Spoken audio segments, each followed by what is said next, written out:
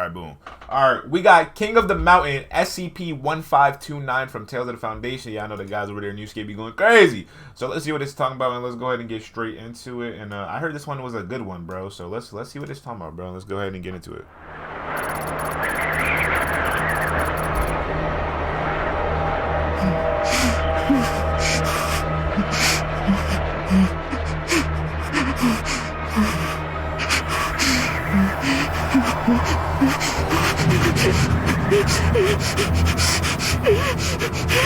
I'm not gonna lie, at first glance, I'm thinking that's some help. I'm like, man, bro, let's go. You feel me? But if I already know there's an SCP out there, I know it's GG's. But my initial thought to seeing this is like, man, there's some help coming my way. Let's go. We good.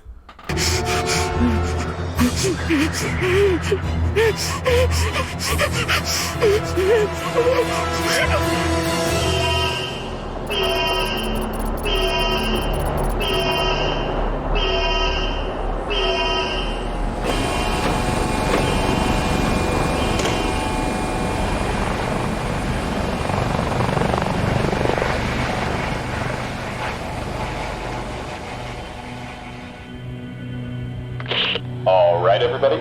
Hopefully I'm going to get you folks there as fast as possible. So Dr. Buck, she be looking. Alright. We can avoid this winter storm rolling in. She said, I'm put my hair up, tied up, nice little ponytail, nice little coat, mink coat, you know what I mean? Change it up for y'all one time. Alright. But it's going to be a close one. I'll keep you posted.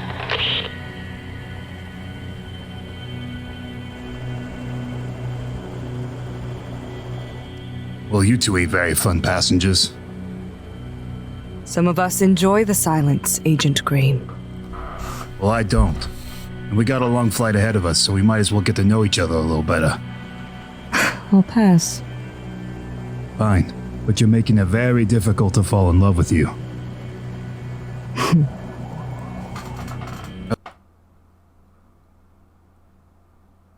Forget the SCP. My boy spitting Mac. My boy spitting Mac. Yo. She said, what is a Gustav? Hello, what is a Gustav? She gave him a smirk, a smile. That's wild, bro. How about you, big guy? I don't think we've met before. I'm a special consultant. Oh, really? You some kind of climbing expert? Something like that. Agent Green, this is Al. He's one of the very few people in this world that have not only survived climbing Mount Everest, but also coming face to face with SCP-1529. Wow, so you went toe-to-toe with the King of the Mountain, huh? Yeah. He's become invaluable in the Foundation's efforts to track and contain SCP-1529. I bet. He's got first-hand experience. So, tell us the story. Well, L, do not feel obligated to tell Agent Green here anything. No, it's fine, Doctor. What exactly do you want to know? Everything. Tell me what happened when you first encountered the creature. It couldn't have been more than 10 minutes after I left the summit, about 1300. That's the hardest part of the climb.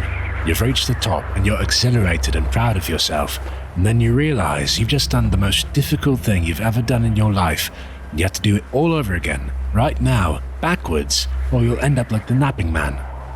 The Napping Man? It's a boarding near a ridge on the south side of the mountain. Any expedition on traveling that way passes it. It's a real wake-up call for all the climbers with a god complex that think they're invincible. Anyways, we were starting our descent. The others were 5 or 6 meters ahead of me. I'd been delayed a moment to adjust my hood. That's when I saw it come over the ridge. What was your reaction when you first saw it? Surprised, to say the least. We hadn't been told there was anyone else climbing to the top that day. I thought he must have come over from the other side, or gotten left behind by his mates. I shouted and waved my hands in the air to try and get his attention. See, that's a good guy right there. I ain't mad at it. I cannot come at this man at all. His intentions were pure. You know, you're just trying to help a brother out. You know what I mean? And he, you know, you can't even be mad at it. You can't be mad. He ain't do nothing dumb. He hasn't done nothing bad right here. He hasn't done nothing. What happened when you got its attention? He looked right at me, and that's when it started. I suddenly felt happy, instant relief. It was like right away all the pain and the soreness and the chill was gone. I didn't have blisters on my feet, and I could feel the tip of my nose again. It was like I was back at home, kicking up my feet by the fireplace, like I could forget all my worries and enjoy a well-deserved rest, but it didn't feel right. Have you ever heard of paradoxical undressing? It's when your body starts to cool down, like really cool down, and your blood vessels dilate, and you start to feel like you're warming up. So you start tearing your clothes off because you feel like you're burning up and you need to cool off.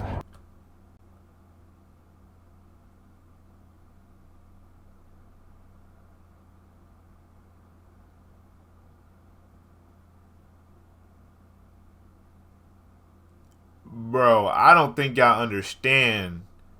I don't think y'all understand how crazy this is right here. Niggas sweating, feel like he burning up, hot as hell.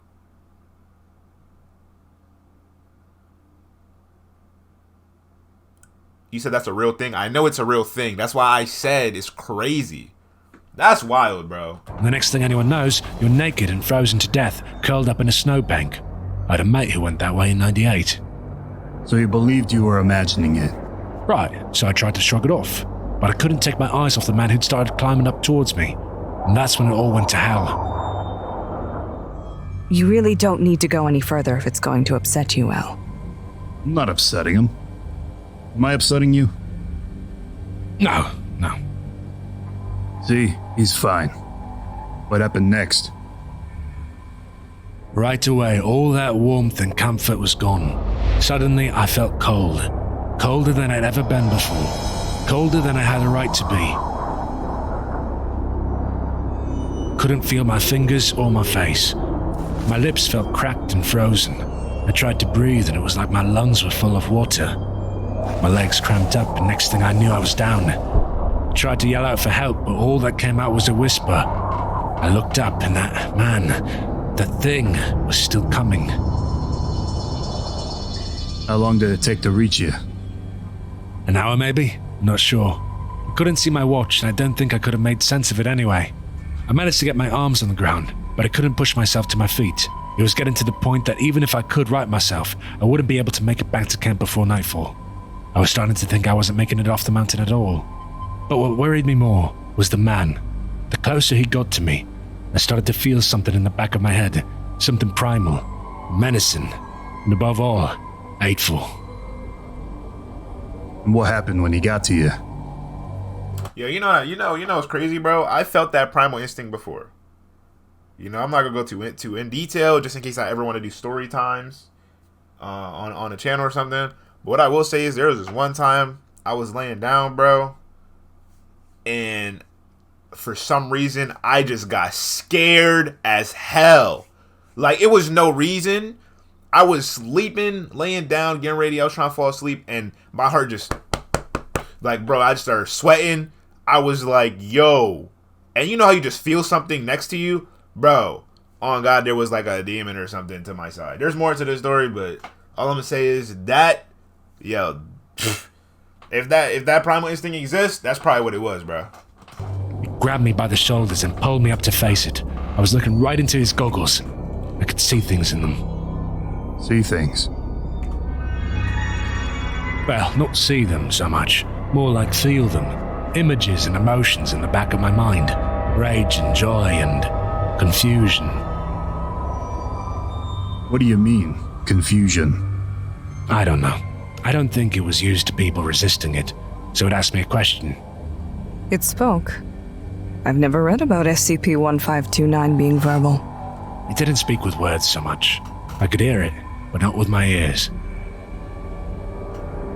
I saw images of people sitting back in hot tubs, lying by a crackling fire. Yo, I cannot lie, this animation tough. Hold up, Tails Foundation, hold up. You said the King of the Mountain might have also been responsible for creating 096? How? Hold on, okay.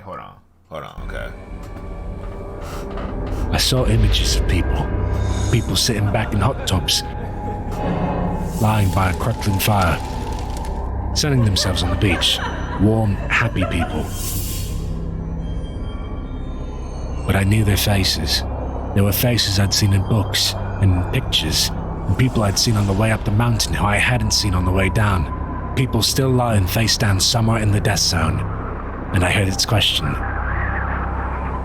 Which was? You would refuse my gift. Go on. I could barely make sense of anything that was going on, but I knew that this thing in front of me was a bigger threat than any storm or any snowdrift.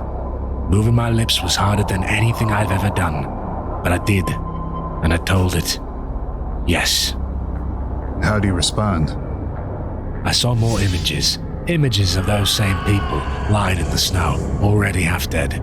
It didn't say anything to me in words so much, but it was angry at me. It was offended, outraged, shocked. It was trying to tell me I'd been ungrateful. I asked it, why are you doing this? And what did it say? It mocked me. It showed me another one of its victims, probably the first one. It was a face I recognized from old climbing journals, but I'd never seen it in that kind of detail before, or in that condition. He was on his stomach, weak, frostbitten, dying. He was waving and hollering at the thing as I watched it approach from its own perspective. It made me watch every second until it was done. I think watching it was worse than living it would have been. What happened next? It was holding me up, so I had just enough strength to pull up my fist. I punched it, hard as I could. Every last ounce of strength I had, right in the goggles. That nigga hit him with a jab, right hook, weave under, left, ooh, ooh. Why I just hook myself in my chin? There's something wrong with me, bro. They cracked. I could see what was behind them. And what was that? Gonna need everybody to buckle up back there. We're getting close to base camp, and it's gonna be a bumpy ride. What was behind the goggles, El? Classified information, Agent Green. But Dr. Buck, I would hate for there to be any secrets between us. Yo!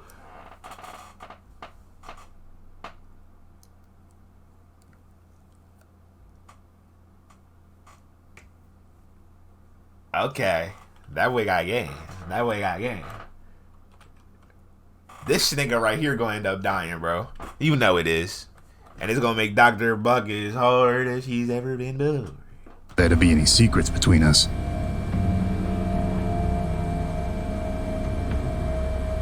Yeah, she's right. That's a good place to stop for now. All right, buddy. But I'm gonna get it out of you one of these days.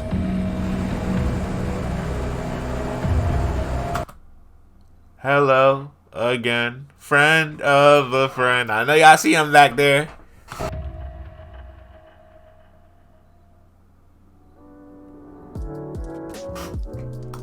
Hey, that was fire, bro. Dr. Buck a little freak, bro. That's all I'm gonna say, bro. And I need to learn more about this King of the Mountain. They says it might be responsible for creating 096. Okay.